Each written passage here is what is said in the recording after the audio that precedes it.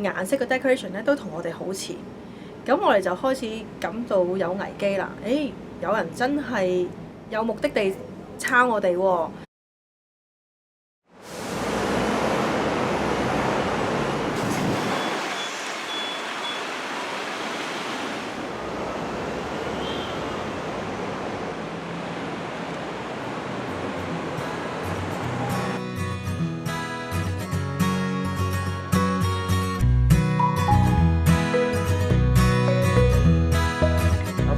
你點樣保護你個品牌？你有冇諗過？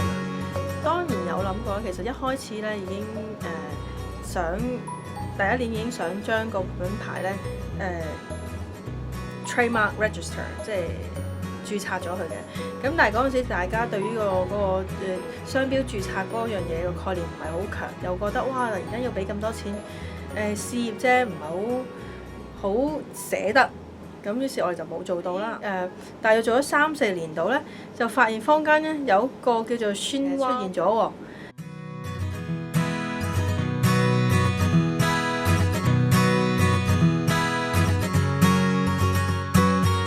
再 search 一 search 咧，連婚紗會展啊、online 啊，所有嘅相啊，或者佢哋嗰個鋪頭咧嗰個顏色嘅 decoration 咧，都同我哋好似。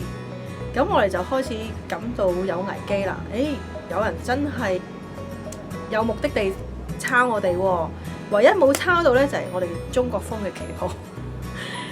咁但係所有成個包裝都似我哋嘛，咁我哋就開始有個 alert 啦，即係警惕啦。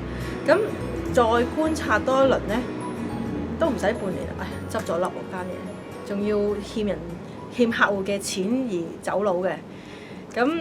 咁個危機叫做停咗啦，但係嗰個 concept 就係我哋為咗商標註冊呢樣嘢要再加強。如果唔係真係有一日再有一個再強勁啲嘅人，真係目標地抄晒我哋成盤生意嘅時候，就好唔抵啦嘛。好啦，呢個係第一個危機。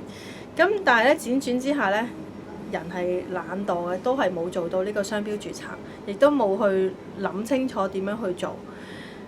後期咧，認識咗個朋友，開始講多啲商標註冊，決定去做嘅時候，先至發現原來咧有人已經嘗試用我哋成個名去註冊。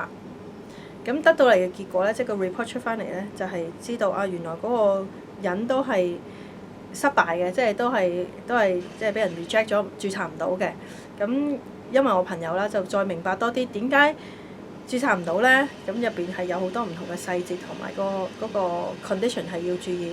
咁其實對我嚟講都係恩典啦，即係起碼當自己真係今次要做嘅時候，發現原來點樣先至做得啱、做得妥當同埋安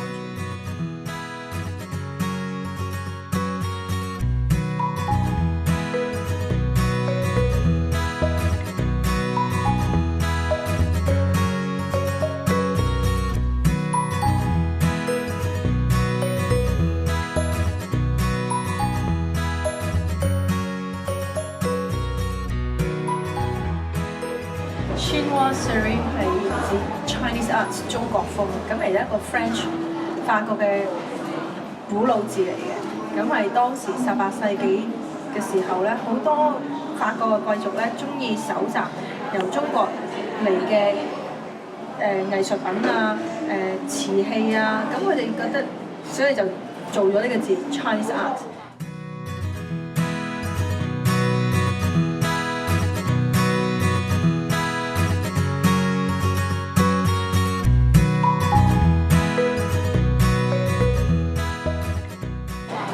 翻嚟我哋今日，我哋點樣用呢個字嚟開始咧？就因為我哋想將中西靚嘅元素擺埋一齊喺旗袍上面，咁希望有一個新嘅火花啦、新嘅 chemical 出現啦。